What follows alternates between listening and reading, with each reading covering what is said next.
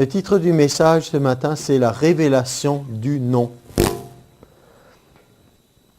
Le psaume 119, verset 130 dit « La révélation de tes paroles est claire, elle donne de l'intelligence aux simples. » Nous avons besoin constamment de révélation. Il y a des choses qui nous sont cachées, des choses qu'on découvre. De la même façon que dans le naturel, on apprend des choses au fur et à mesure. Et bien d'autres choses spirituelles sont aussi cachées et sont découvertes peu à peu.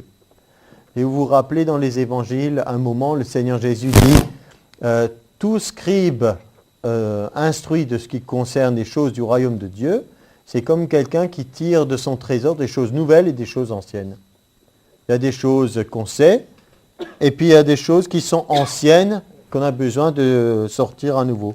Quand il y a eu la période de la ruée vers l'or, j'aime donner cet exemple, la ruée vers l'or, ça veut dire qu'ils ont découvert un pays où il y avait tellement d'or que des fois il suffisait de voir dans le fond d'une rivière, dans le lit de la rivière, il y avait de la poussière d'or, il y avait quelques pépites.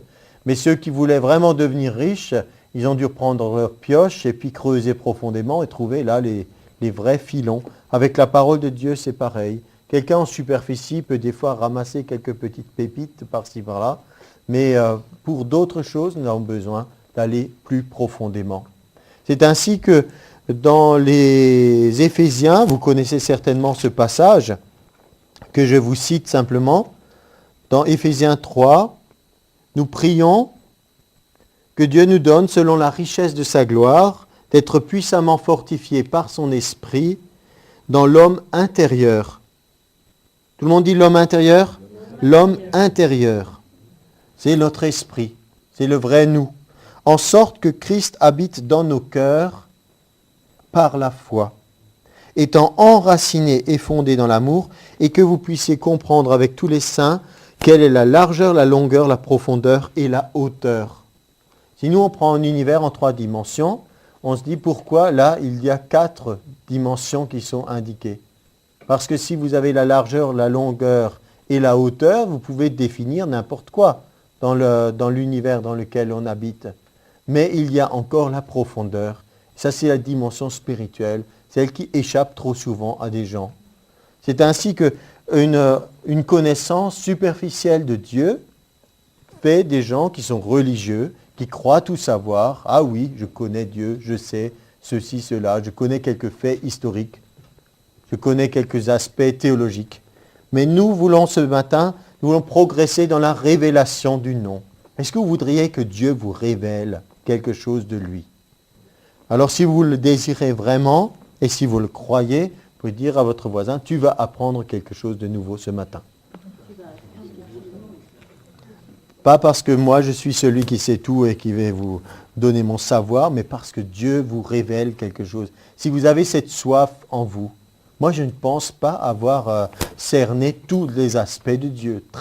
De très loin, je ne pense pas du tout en être arrivé là. Je crois plutôt que plus on avance avec lui, plus on se rend compte combien il est encore infiniment plus grand. Mais ça ne doit pas nous décourager parce qu'il y a d'autant plus de joie à découvrir les autres aspects.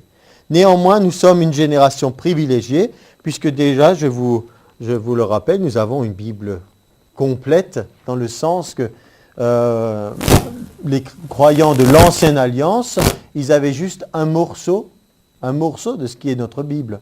D'accord ? Et ensuite, même du temps du Nouveau Testament, ils avaient juste quelques rouleaux qui étaient ici et là, et qu'ils se passaient les uns aux autres.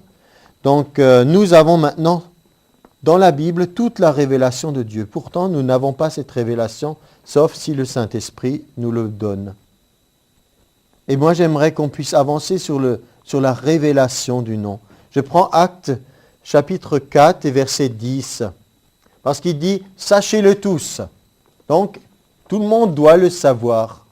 Ça doit se savoir, y compris dans le corps de Christ. Il y a des choses qu'on pense qui sont évidentes. Non, elles ne sont pas évidentes. On a besoin d'une révélation. Peut-être vous avez l'habitude d'entendre certaines choses aussi par rapport au chant de louange que nous utilisons. Mais nous avons besoin encore et toujours de nous encourager là-dedans C'était juste après le contexte de la guérison du boiteux, celui qui était assis à la porte. Il voulait recevoir quelque chose, on l'avait installé pour qu'il mendie, et les apôtres, Pierre et Jean, sont venus, ils ont dit, « Ce que j'ai, je te le donne, au nom de Jésus-Christ de Nazareth, lève-toi et marche. » Ce que j'ai, qu'est-ce qu'ils avaient? Ils avaient le nom de Jésus, et pour eux, ça voulait dire quelque chose. Ce n'était pas juste comme ça pour faire joli dans nos chants chrétiens du culte, d'utiliser le nom. C'est parce que quelque chose a été donné au corps, le nom. De la même façon, notre société évolue maintenant, mais pendant de nombreuses décennies, voire siècles, quand une femme se mariait, eh bien, elle prenait le nom de son mari. Elle recevait son nom, et ça voulait dire quelque chose. Des fois, c'était un nom avec une particule. On pouvait gagner en même temps un château ou un héritage ou que sais-je. Mais donc, ces choses qu'on comprend dans le naturel. Après, ça fait que si vous avez le nom de quelqu'un, ben vous partagez le chéquier, vous avez un compte joint parce que vous avez le même nom, que vous êtes dans une situation d'alliance avec quelqu'un. Mais donc, ça veut dire quelque chose, recevoir le nom. Et maintenant, donc, qu'est-ce qu'il faut qu'on sache tous? Sachez-le tous, et que tout le peuple d'Israël le sache. C'est par le nom de Jésus-Christ de Nazareth que vous avez crucifié et que Dieu a ressuscité des morts. C'est par lui que cet homme se présente en pleine santé devant vous. Il dit c'est par le nom. Il ne dit pas c'est Jésus qui a guéri. Il dit c'est par le nom de Jésus qu'il a été guéri. Et vous savez que la Bible ne laisse aucune trace, aucune part au hasard ou à des imprécisions. Si c'est dit comme ça, c'est qu'il y a une raison. C'est pour que nous ayons une révélation sur la puissance qui est dans le nom, sur ce que ça représente. Parce que le nom de Jésus et la personne de Jésus sont une et même chose. Il n'y a pas des choses différentes. Donc, si nous avons le nom et que nous avons cette relation avec Jésus, nous avons accès à ce que ce nom représente. Jésus est la pierre rejetée par vous qui bâtissez et devenue la principale de l'angle. Il n'y a de salut en aucun autre, car il n'y a sous le ciel aucun autre nom qui a été donné parmi les hommes par lequel nous devions être sauvés. Et vous imaginez que les gens religieux, les chefs, qui voulaient leur interdire de vivre leur foi chrétienne, ils ont compris la puissance qui est dans un nom. Parce qu'au verset 17, il dit « Afin que la chose ne se répande pas davantage parmi le peuple, défendons-leur avec menace de parler désormais à qui que ce soit en ce nom-là. » D'accord? Ils avaient réalisé. Parce que pour eux, la religion juive n'était pas une seule et grande religion unifiée où tout le monde pensait pareil. Il y avait déjà à l'époque, nous le savons dans les évangiles, les Sadducéens, les pharisiens, on parle des Esséniens, plusieurs groupes. Et les gens n'étaient pas toujours d'accord. Jean-Baptiste avait ses disciples. Les gens n'étaient pas tellement choqués non plus que maintenant ce jeune rabbin ou prophète de Nazareth ait aussi ses disciples et qu'il parcourt le pays.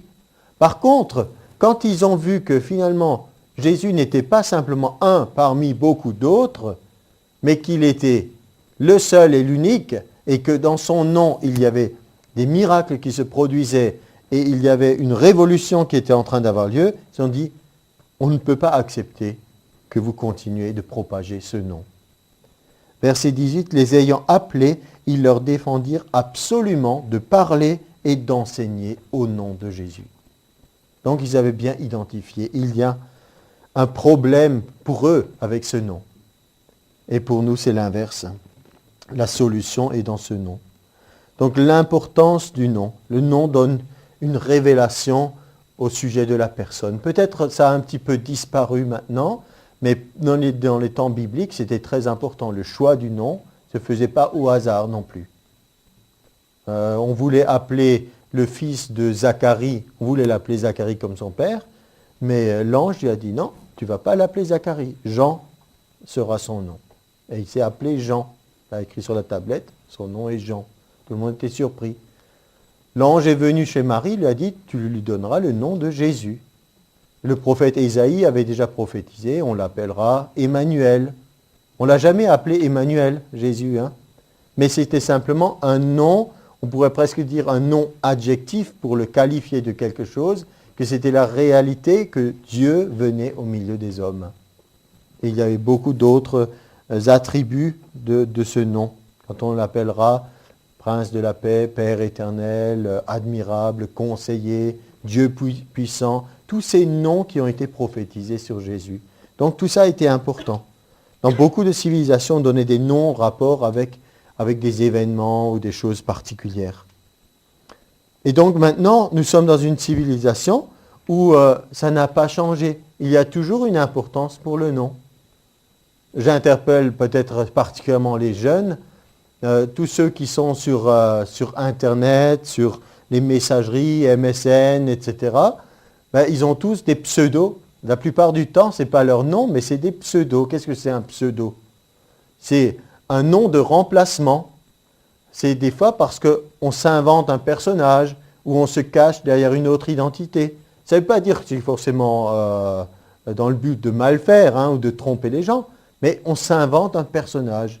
Bon, ça c'est normal. Autrefois, les gens jouaient aussi à ça et voulaient être Zorro ou Tarzan ou je ne sais quoi. Ils inventent un nom parce que c'est quelque chose qu'ils ont envie d'expérimenter. Et maintenant, c'est simplement la technique moderne qui s'exprime d'une façon autrement. Mais l'homme, la femme, le jeune, l'enfant a besoin d'imagination, de rêve, etc. Mais donc là encore, on voit l'importance du nom. Des fois, c'est vrai que ça peut aussi révéler, si on n'aime pas son nom, on n'est pas bien dans sa peau, on veut être quelqu'un d'autre, ou alors on a un pseudo, c'est pour faire des choses en cachette, pour ne pas révéler son vrai nom, on prend un pseudo. On peut donc se poser la question, pourquoi certains ont choisi tel pseudo, ou pourquoi ils le font. Mais donc il y a une réalité au niveau du nom, de la personnalité et de qui nous sommes réellement. Et maintenant, Dieu, Adam et Ève le connaissaient bien puisqu'ils parlaient avec lui, étaient en communion, etc. Mais quand le péché est entré dans le monde, au bout d'un moment, il y a eu plus de communion avec Dieu et c'est devenu quelqu'un de mystérieux, quelqu'un qu'on ne connaissait plus. Et la Bible dit que Dieu a laissé toutes les nations prendre leur propre direction et il fallait qu'ils cherchent Dieu comme en tâtonnant, quoiqu'il n'ait cessé de leur parler et d'essayer d'attirer leur attention. Mais c'est comme si c'était un peu dans le noir, comme si on devait de nouveau chercher réellement à connaître Dieu, de savoir qui il est. Et donc on a une révélation progressive de qui est Dieu. Pas instantanée et pas totale, puisque nous-mêmes, on n'en sait rien maintenant encore. On le connaît un peu de ce qu'il nous en a montré. Vous avez une révélation que Jésus est réellement le Messie, le Sauveur. Ça vous a fait entrer dans la famille de Dieu. Il y a beaucoup de choses qu'on ignore de Dieu. Alors on a des personnages qui sont connus dans notre culture biblique et qui nous sont familiers et qui ont eu des rencontres avec Dieu. Par exemple, Abraham, je ne vais pas rentrer dans tous les détails, mais Dieu s'est révélé à lui, a dit « Je suis l'Éternel, je suis le Dieu très haut, ta récompense sera grande parce que tu as foi en moi. » Il lui a donné une alliance. Le signe, c'était la circoncision. Déjà un premier signe qu'il fallait, pour une alliance avec Dieu, il fallait qu'il y ait du sang qui coule. Et Abraham a fait une autre expérience dans Genèse 22, 14. Quand il a eu cette déclaration, quand son fils Isaac lui a dit, voilà, on a le feu, on a tout ce qui est prêt pour l'offrande, mais où est l'agneau qui servira? Et Abraham dit cette parole prophétique sans réaliser ce qu'il disait, parce qu'il était en train de parler sous l'inspiration de l'Esprit. Dieu se pourvoira lui-même de l'agneau pour le sacrifice. Et quand il a prophétisé sur ce qui s'est passé après, vous savez que le bélier était retenu dans ses cornes dans un buisson, et en même temps, il annonçait déjà le sacrifice de Jésus, que Dieu allait pourvoir pour l'agneau qui ôte le péché du monde. Et cela a donné l'expression qu'on connaît bien, Yahvé Jiré, ou Jéhovah Jiré, selon le cas, et la phrase totale, c'était « À la montagne de l'Éternel, il sera pourvu ». Un nom qui définit Dieu, Adonai Jiré, et en même temps une révélation, Dieu est celui qui pourvoit. Vous voyez? Chaque fois une révélation. Abraham avait une révélation, l'Éternel, le Dieu très haut, celui qui récompense. Maintenant, il a une autre révélation, Dieu est celui qui pourvoit.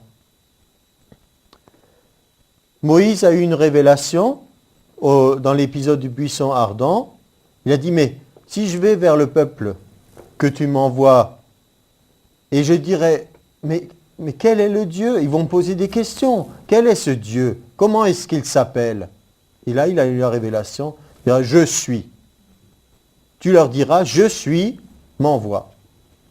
Donc c'était une révélation, je suis, c'est pas quelque chose qu'on peut facilement définir, c'est quelqu'un qui est hors du temps, qu'on ne peut déjà pas contrôler, qui ne voit pas le temps comme nous le voyons. Nous le voyons d'une façon linéaire. Nous naissons, on grandit, on vit sur un certain temps, puis on meurt. C'est comme si on pourrait tracer la ligne de notre vie, le fil du temps, et Dieu, lui, il est hors du temps. On ne peut pas le définir comme nous. Donc il est autre. Et il est toujours présent. Il était dans le passé, il était déjà dans le futur et il est maintenant. Donc un nouvel aspect de Dieu. Dans Exode 15, 26, à la sortie du pays d'Égypte, la Bible nous dit dans le psaume 105 qu'il n'y avait aucun qui chancelait dans leur tribu. On comprend par là que Dieu les a non seulement délivrés de l'esclavage, il leur a donné l'or et l'argent des Égyptiens, qui ont dit, on vous donne tout ça, mais partez, par pitié, quittez le pays rapidement. Et donc il les a en même temps enrichis, et au travers de leur expérience d'alliance avec Dieu, ils se sont retrouvés même fortifiés dans leur être physique. Dieu a fait un miracle de totale délivrance pour le peuple. Et il y a cette révélation, Exode 15, 26, « Je suis l'Éternel qui te guérit ». Ce n'était pas dans un cas de maladie où quelqu'un est venu et dit « Seigneur, aide-moi ». C'était une révélation disant « Ce que j'ai fait, je l'ai fait pour vous montrer que je suis le Dieu des délivrances ». Et donc ça, c'est ce que nous chantons des fois dans le chant qui parle des différents noms de Dieu, qui donc dans le ciel, Adonai Raphé, je suis l'Éternel qui guérit. C'est Exode 15, 26, la référence. Donc il révèle un nouvel aspect. Il est le Dieu qui guérit. Ensuite, nous avons une autre révélation du nom de Dieu. C'est dans Juge 6, les versets 23, 24. C'est l'histoire de Gédéon. Gédéon appelé à être le libérateur du peuple. Voilà ce qui se passe pour lui. C'est qu'il ne connaît pas réellement Dieu. C'était dans une période de confusion. Les gens commençaient déjà à croire tout ce qui leur semblait bon. Ils mélangeaient. On voit que même le père de Gédéon avait une statue d'une idole dans sa propriété. Donc il y avait une grande confusion entre le culte à l'Éternel et le culte des idoles.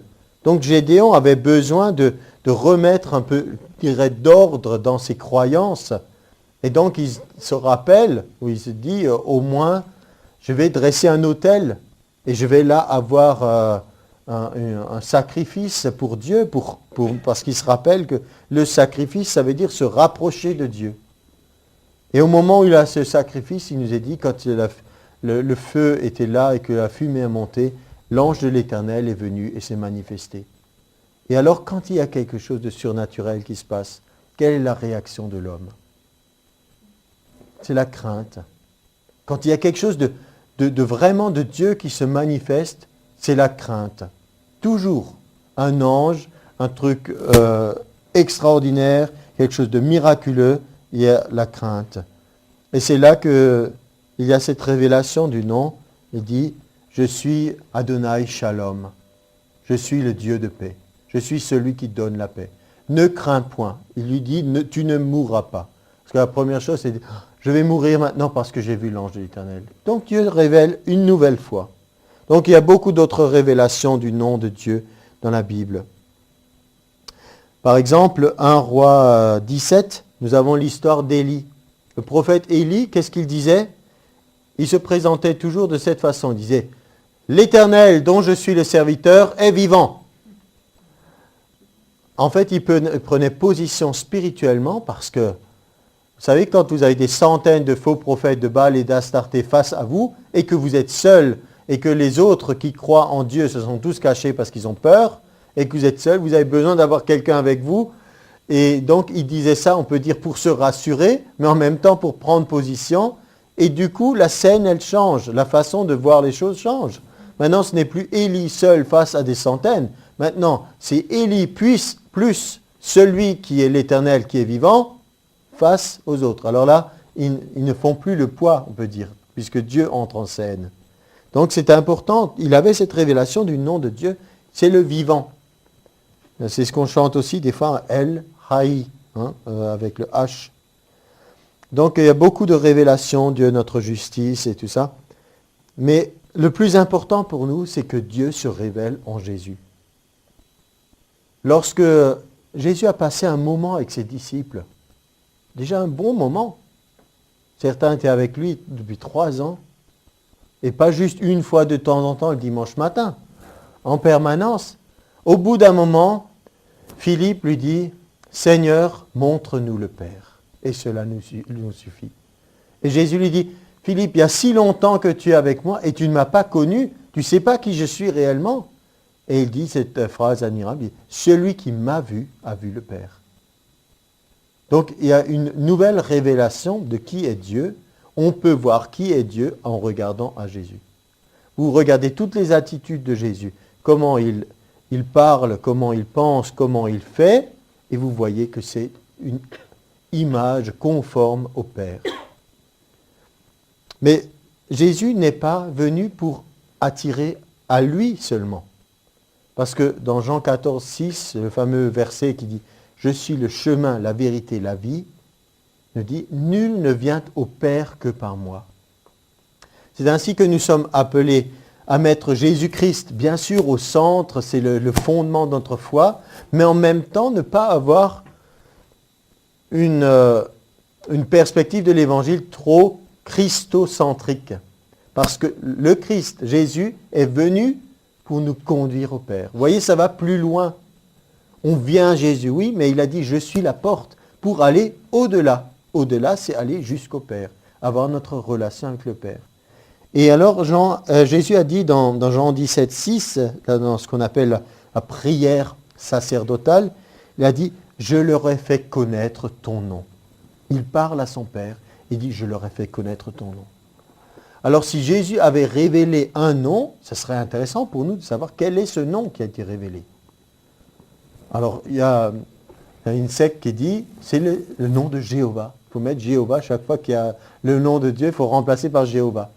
Ben non, parce qu'il n'y a pas de révélation du nom de Jéhovah à ce moment-là. Jéhovah, ou Yahvé si vous voulez, c'est connu depuis des milliers d'années. Mais Jésus a dit, je leur ai fait connaître ton nom, le nom c'est Père. Même plus précisément, lui, il l'appelait Abba, cher papa. Donc la révélation, c'est que nous avons un Père céleste, qui n'est pas lointain, qui n'est pas distant, qui est accessible, qui est notre cher papa. C'est une révélation.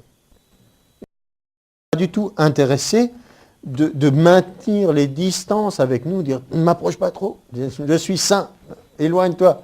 Non, au contraire, la route est ouverte et Jésus nous révèle ce nom. C'est peut-être pour nous maintenant, nous sommes des chrétiens depuis un certain nombre d'années, connaissons les évangiles, nous sommes habitués à un certain nombre de textes, mais je vous assure que dans beaucoup d'endroits au monde et dans certaines cultures, ce serait vraiment un choc énorme de dire qu'on peut avoir cette proximité et cette relation intime avec Dieu, comme avec un cher papa. Et je ne vous parle pas de tous les meurtris de la vie qui n'ont pas connu leur père ou qui ont connu un père abusif ou brutal ou lointain ou que sais-je encore, qui ont des problèmes psychologiques pour identifier Dieu à un père parce qu'ils ne savent pas ce que c'est. Mais la Bible peut nous le révéler aussi, peut nous montrer qu'est-ce que c'est vraiment un père. Et nous avons besoin de pères. Aussi, nous avons besoin de pères spirituels et nous avons besoin de pères dans notre nation. Nous avons besoin qu'il y ait des pères à l'image de Dieu, le Père. Non pas que nous serons divins ou on va prendre la place de Dieu, mais dans le sens que certains gens, avant de pouvoir se tenir sur leurs pieds spirituellement parlant, ils auront besoin d'abord d'un appui. Alors nous serons peut-être ces béquilles humaines utiles pour un temps jusqu'à ce qu'ils puissent marcher. La Bible parle aussi de la loi qui qui est comme un tuteur jusqu'à ce que Christ soit formé et qu'on puisse se tenir debout. Mais il y a un moment où on a besoin, peut-être pour connaître le Père céleste, spirituel, on a besoin de voir aussi des référents sur terre, de voir des gens qui se comportent comme le Père. Puisque nous n'avons pas, nous, comme les disciples, Jésus vivant sous nos yeux. Parce que Jésus pourrait dire, mais celui qui m'a vu a vu le Père. Et maintenant, nous pouvons voir Jésus spirituellement, mais ce serait bien aussi que dans le corps de Christ, on voit des pères et des mères. Parce que Dieu, il est le cher papa, mais il est aussi tout autant le cher maman. Parce qu'en lui, il n'y a pas seulement les attributs qu'on pourrait voir chez l'homme mâle. C'est pour ça qu'on n'a pas besoin dans l'Évangile de Marie qui soit la mère de Dieu, ni la reine du ciel. Il y a tout pleinement en Dieu, père et mère. On peut avoir, on n'a pas besoin de partager les rôles. Vous voyez, le père, c'est celui qui est dur, autoritaire, sévère, fait qu'il y ait de l'ordre. Puis la maman, c'est celle qui est douce, gentille, qui passe les choses. Et donc, comme ça, vous avez l'équilibre global. Mais ce n'est pas la volonté de Dieu. Dans le naturel non plus, ce n'est pas la volonté de Dieu qu'il y ait comme ça des fausses séparations. La maman ne doit pas dire « Attends, tu vas voir quand ton père va rentrer ». Si elle a quelque chose à dire à ses enfants, elle doit le dire. Et elle doit soutenir son mari et pas se décharger sur lui, ni contredire non plus ce qu'il essaye de faire au niveau de la discipline. Donc voilà la révélation. Nous avons maintenant accès auprès du Père, c'est par Jésus, et nous avons reçu ce nom de Jésus. Et il y a de la puissance dans le nom de Jésus. On ne dira jamais assez. Le nom de Jésus est puissant, parce que dans le nom de Jésus, il y a le nom de Dieu. D'accord ? Jésus à la française, ou Yeshua, le Yé, c'est le même Yé de Yahvé, où il y a le nom de Dieu qui sauve, il est dans le nom de Jésus. Et il y a la puissance dans ce nom. Ce nom est tellement puissant qu'il nous a permis de devenir enfants de Dieu. Jean 1, 12. Ceux qui ont cru en ce nom, elle a donné le pouvoir de devenir enfants de Dieu. C'est pas mal déjà, comme puissance qui est contenue dans un nom. Croire simplement dans le nom de Jésus est ce qui amène les gens à devenir enfants de Dieu. Jean 1, 12. Nous parlons aussi des fois, ça revient souvent dans les réunions de prière, dans les églises, si 2 ou 3 sont assemblés en mon nom, je suis au milieu d'eux. Et la promesse qui est juste avant, si 2 d'entre vous s'accordent sur la terre pour demander une chose quelconque, elle leur sera accordée par mon Père qui est dans les cieux. Il y a donc de la puissance dans le nom, il y a de la puissance dans le fait de se rassembler au nom de Jésus. Maintenant, j'aimerais encore vous montrer un exemple de la puissance du nom qui s'est manifesté à Gethsémani. Prenez avec moi Jean 18. On va voir ce qui s'est passé en Jean 18. Jean 18, c'est Jésus trahi et arrêté. J'ai un petit titre. Pour ceux qui étaient en Israël, si vous pouvez imaginer où est Gethsémani, vous avez cette colline, vous avez le mont des Oliviers en haut. Là, Jésus se réunissait souvent à ses disciples au mont des Oliviers. Et puis, en descendant un petit peu plus, il y a ce jardin, justement, où il y a ces oliviers anciens. Et là, il y a l'endroit qui s'appelle Gethsémani. Et ça, donc, il s'est rassemblé au mont des Oliviers avec ses disciples. Et là, il s'est écarté avec quelques-uns, Pierre, Jean et Jacques, les plus proches. Il a dit maintenant, il faut que je combatte spirituellement. Il faut que j'intercède. Pourquoi ? Parce que bientôt vont venir des moments tellement difficiles et des pressions, il faudra que je sois spirituellement prêt. Il avait besoin, tout comme nous, d'être prêt à résister à ce qui va venir. Et c'est ce qui nous trompe des fois. Nous, on attend d'être au fond du trou pour crier à Dieu de nous en sortir. Mais Jésus savait anticiper. Il sait que quand un moment difficile va venir, il faut prier avant. Et il n'avait pas l'occasion de prier après. Et des fois, on fait l'erreur. Et alors, on échoue, et puis heureusement, il y a la grâce de Dieu, il nous restaure, on se remet debout. Mais nous avons besoin aussi des fois de rester debout et de triompher. Donc Jésus est là, et puis j'aime bien la façon dont le pasteur Rick Renner raconte certaines choses de la Bible parce qu'il sort du contexte religieux. Jésus ne s'est pas mis à genoux et puis il a prié à Gethsémane. Il était tellement saisi en l'intérieur de lui qu'il a été littéralement jeté par terre. Tellement c'était violent en lui de savoir ce qu'il attendait, de savoir ce qu'il devait affronter. Donc il s'est jeté par terre, il a intercédé, il a prié, il a combattu parce qu'il savait qu'il y avait sa volonté, comme toute personne, de ne pas aimer la souffrance, d'avoir peur de certaines choses. Mais la peur, c'est une chose que chacun peut expérimenter, mais le courage, c'est surmonter la peur à ce moment-là. Donc il était dans ce combat, tous les autres se sont assoupis, il n'avait personne pour lui aider, mais Dieu lui a envoyé de l'assistance, un ange est venu pour le fortifier. Vous le savez ça.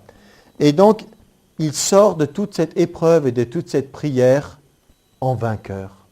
Il a remporté la victoire dans la prière. La croix n'a pas encore eu lieu, mais on peut dire qu'il est déjà vainqueur en avance parce que maintenant, il a dominé sa propre peur, il a dominé sa volonté de ne pas souffrir et il a pris la décision. Il est déterminé maintenant à aller jusqu'au bout. On peut dire donc qu'il sort maintenant de cette épreuve de la prière en pleine possession de ses moyens et en pleine puissance. Et voilà que Judas vient avec tous ces gens et voilà ce qu'on peut lire au verset 2. Judas qui le livrait connaissait ce lieu parce que Jésus et ses disciples s'étaient souvent réunis. Judas donc, ayant pris la cohorte et les huissiers qu'envoyèrent les principaux sacrificateurs et les pharisiens, vint là avec des lanternes, des flambeaux, des armes. Moi, j'ai aussi eu un problème un moment, parce qu'on imagine des choses qui ne sont pas. J'imaginais qu'il y avait là une poignée d'hommes qui étaient venus arrêter Jésus. La cohorte s'est déplacée. C'est des centaines de soldats romains. D'accord ? Ce n'est pas juste quelques-uns. Il y avait du monde. Il avait pris la cohorte, plus des huissiers. Jésus, sachant tout ce qui devait lui arriver, s'avança et leur dit, « Qui cherchez-vous » Ils lui répondirent, « Jésus de Nazareth. » Jésus leur dit, « C'est moi. » Et littéralement, donc, il dit, « Je suis. » Il prononce le nom de Dieu. C'est ça que je veux qu'on voit ensemble ce matin. Au moment où il prononce le nom de Dieu, il nous est dit, Judas qui le livrait était avec eux. Lorsque Jésus leur a dit, c'est moi, c'est-à-dire il prononce le nom de Dieu, ils reculèrent et ils tombèrent par terre. Jésus n'est pas la pauvre victime qui a été prise au piège par le méchant Judas et tous ses soldats. Il est celui qui se livre volontairement. Il a dit à un endroit, il a dit, personne ne m'ôte la vie. Je la donne de moi-même. Et je voudrais que vous compreniez qu'à ce moment-là, Jésus n'était pas vaincu. Il était en pleine possession de ses moyens. C'est lui qui contrôlait, on peut dire, tout ce qui était en train de se passer. Dès qu'il a prononcé le nom de Dieu, ils sont tous tombés par terre, ils ont reculé. Tellement il y a une puissance qui s'est dégagée de lui. Et à Pilate, il dira plus tard, et il dira, tu n'aurais aucun pouvoir sur moi si ça ne t'avait pas été donné d'en haut. Et je pourrais à l'instant invoquer mon Père qui me donnerait 12 légions d'anges et je pourrais être délivré. Donc il n'est pas vaincu. Et c'est important pour nous de réaliser, il l'a fait parce qu'il a voulu le faire. Il leur demanda de nouveau, qui cherchez-vous ? Ils répondirent, Jésus de Nazareth. Il répondit, je vous ai dit que c'est moi. Si donc c'est moi que vous cherchez, laissez aller ceux-ci. Donc il contrôle la situation. C'est lui qui commande, on peut dire. Et dit, je suis d'accord que vous me preniez, mais ceux-là, vous les laissez partir. Et à ce moment-là, donc, il nous est dit que quand ils ont voulu saisir Jésus, c'est là que Pierre a réagi charnellement et a coupé l'oreille d'un serviteur. À nouveau, Jésus intervient. Il dit à Pierre, non, arrête, tu ne dois pas faire ça. Et il guérit l'oreille du serviteur. Il est encore en pleine possession de ses moyens et il contrôle tout parfaitement. Après, on peut être étonné parce que dans la Bible, il nous est dit que Jésus, au bout d'un moment, n'a plus dit un seul mot. Parce que s'il avait dit le moindre mot, il aurait été justifié parce qu'il était juste. Si Jésus avait dit « mais je suis innocent », il n'aurait rien pu faire contre lui, parce que cette parole aurait été tellement forte que personne n'aurait pu s'y opposer. Il fallait à ce moment-là qu'il ne dise plus un seul mot, parce que n'importe quel mot de Jésus aurait pu le justifier. Vous ne pouvez pas dire non plus « je suis coupable » parce qu'il n'était pas coupable. Donc, ils étaient étonnés parce qu'il ne disait rien. Mais il ne pouvait rien dire. D'accord ? Sinon, le plan de Dieu n'aurait pas pu s'accomplir. Alors, voilà, on est dans cette situation. Il dit maintenant, bon, vous laissez aller ceux-là et vous me prenez moi. Et dans Marc, maintenant on va voir le parallèle dans Marc 14, donc au verset 46. Donc ça c'est l'épisode où ces gens mirent la main sur Jésus et le saisirent. À ce moment-là, un de ceux qui étaient là, tirant l'épée, on sait que c'est Pierre, frappa le serviteur, lui emporta l'oreille. Dans Marc, il n'est pas dit que l'oreille a été guérie, mais c'est dans un autre évangile. C'est pour ça qu'il nous faut lire toute la Bible. Donc Jésus, prenant la parole, leur dit, vous êtes venus comme après un brigand. Et au verset 50, tous l'abandonnèrent et prirent la fuite. Tout le monde l'a quitté cette fois-ci. Jésus l'avait dit, laissez-les partir. Tout le monde est parti. Alors vous avez qui maintenant? Vous avez Jésus, la cohorte et les huissiers du souverain sacrificateur. D'accord? Et maintenant, que voyons-nous, verset 51? Un jeune homme le suivait, n'ayant sur le corps qu'un drap. Un jeune homme suit... Alors, qui était ce jeune homme?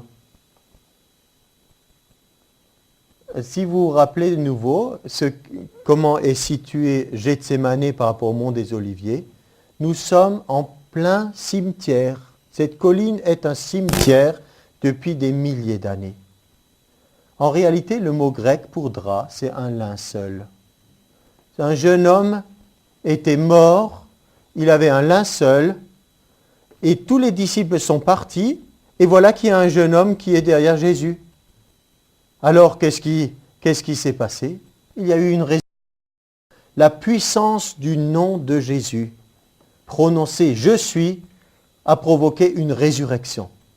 Alors, ils se sont dit, alors la dernière des choses qu'on a besoin maintenant, c'est qu'il y ait un témoignage de résurrection. Attrapez ce jeune homme et ne le laissez pas dire qu'il était mort et qu'il vient d'être ressuscité, parce que ce n'est pas bon pour ce qu'on est en train de faire. Alors il nous est dit, on se saisit de lui, mais il lâcha son vêtement et se sauva tout nu. Donc il voulait l'attraper pour surtout qu'il ne parle pas, mais ils n'ont réussi qu'à attraper son vêtement, qui était en fait un vêtement de mort. C'était un linceul. Et ils avaient le linceul dans la main et le jeune homme s'est sauvé tout nu. Mais ça, c'était pour vous montrer que jusqu'à ce moment encore, la puissance de Dieu était là. Rien que par l'utilisation du nom. Le nom. Donc, ne devrions-nous pas aussi réaliser que dans la Bible, quand il est dit dans les 10 commandements, tu ne prendras point le nom de l'Éternel ton Dieu en vain. Ça nous parle de la sainteté de ce nom. Sainteté, ça veut dire c'est un nom à part.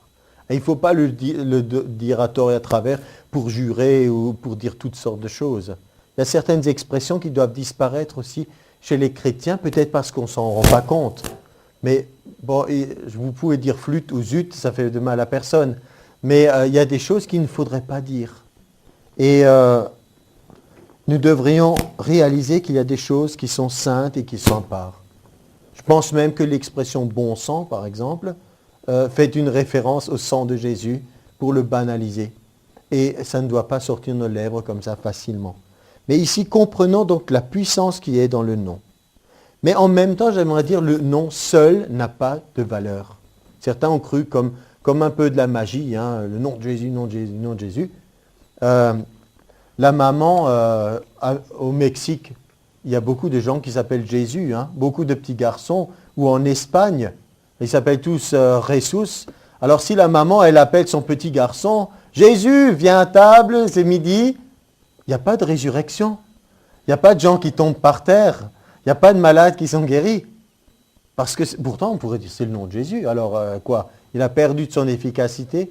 Le nom de Jésus, il n'est valable que quand il est en rapport avec la personne de Jésus. Et il n'est puissant dans votre bouche que si vous-même avez une relation avec la personne de Jésus.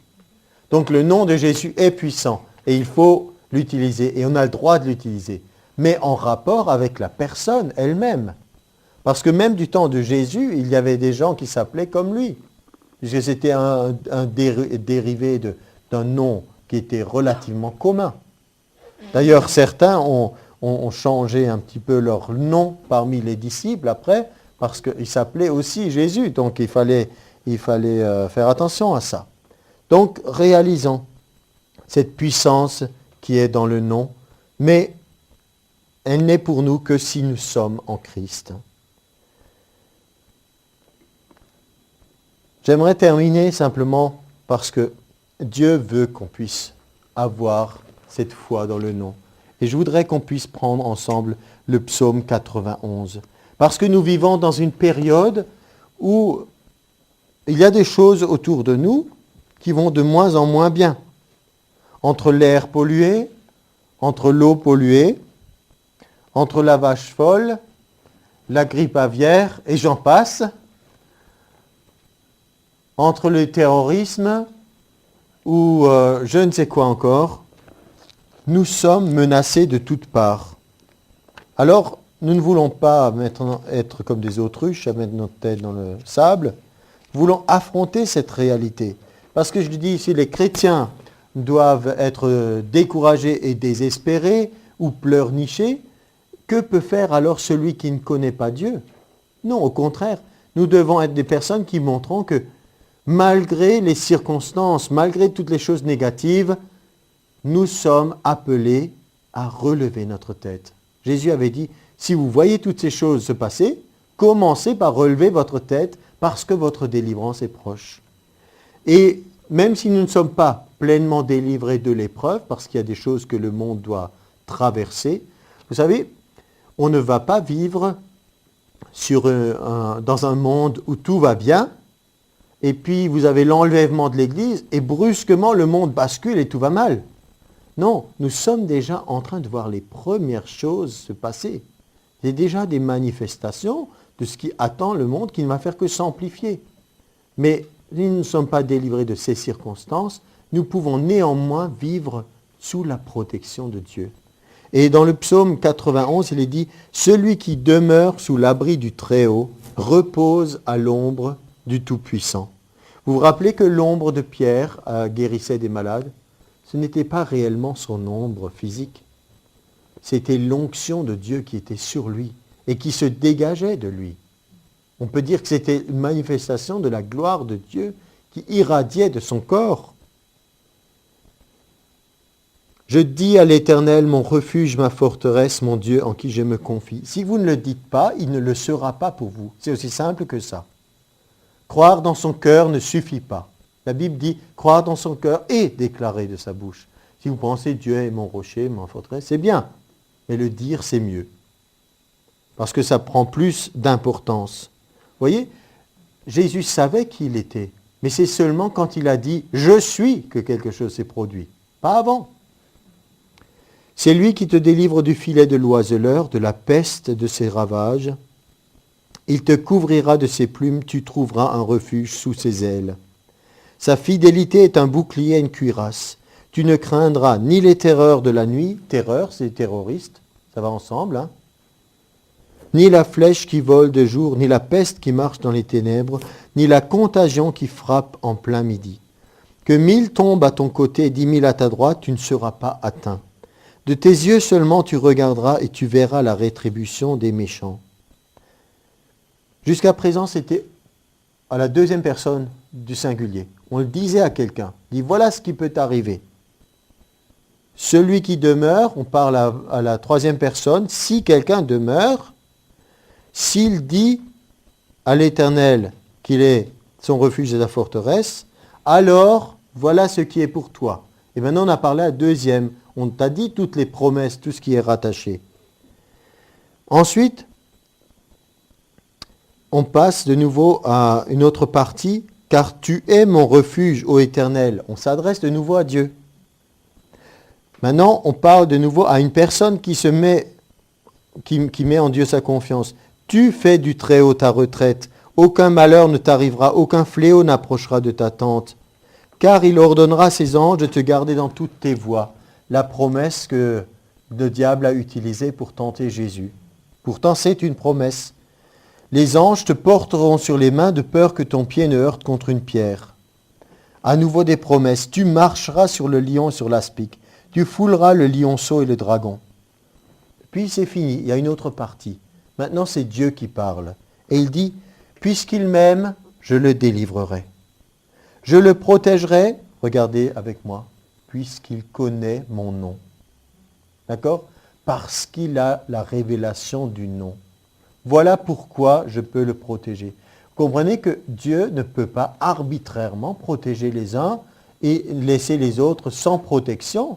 C'est une question de foi par rapport à la parole. Si nous avons la révélation du nom et que nous agissons selon la parole, on est au bénéfice de certaines choses. Je le protégerai puisqu'il connaît mon nom. Il m'invoquera. Invoquer, ça veut dire appeler.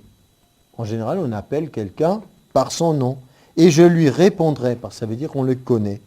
Je serai avec lui dans la détresse. Je le délivrerai et je le glorifierai. Je le rassasierai de longs jours et je lui ferai voir mon salut. Et on va déclarer ça ensemble. On va dire, j'aime Dieu et il me délivrera. Il me protégera parce que je connais son nom. Je l'invoquerai et il me répondra. Il sera avec moi dans la détresse. Il me délivrera et je le glorifierai. Et il me glorifiera. Ça va dans les deux sens. On donne gloire à Dieu, mais lui aussi nous glorifie. Ça veut dire que les gens voient quelque chose de la gloire de Dieu sur nous. Il me rassasiera de longs jours. Il me fera voir mon salut ou son salut. Il me rassasiera de longs jours. Ça, c'est une promesse pour ne pas avoir une vie abrégée avant qu'on ait fait ce que Dieu attend de nous. Vous savez, il y a un plan à réaliser. Des fois, ça prend du temps. Déjà, Dieu prend 10, 20, 30, 40, 50 ans pour nous former, pour qu'on puisse enfin être efficace pour le ministère. J'ai dit l'autre jour, je pense que des fois j'ai l'impression que toute ma vie passée n'a été qu'un temps de préparation pour ce qui va arriver. J'ai l'impression qu'on n'est pas encore rentré même dans les choses que Dieu a prévues. Ça ne veut pas dire que ce n'est pas bon. C'est de la préparation, mais en vue de quelque chose. Alors si ma vie s'arrête maintenant, alors que je viens à peine de finir le début de ma préparation, c'est trop tôt. Donc il faut même veiller à ça. Donc vous voyez comment vous pouvez utiliser la puissance de la parole de Dieu. Merci Seigneur pour la révélation de qui tu es. Nous avons besoin de grandir dans cette révélation. Seigneur, nous voulons vivre cette journée vraiment dans ta présence et sous ton regard. Révèle-toi à nous. Que notre relation avec toi soit sans interruption. Que nous puissions avoir ce temps de communion où nous te parlons et nous entendons de toi sans cesse. Merci pour le nom de Jésus. Et je proclame le nom de Jésus sur nous tous et sur tous ceux qui écoutent. Parce qu'il n'y a sous le ciel aucun autre nom qui nous a été donné, par lequel nous devions être sauvés. Merci pour le nom de Jésus. Amen.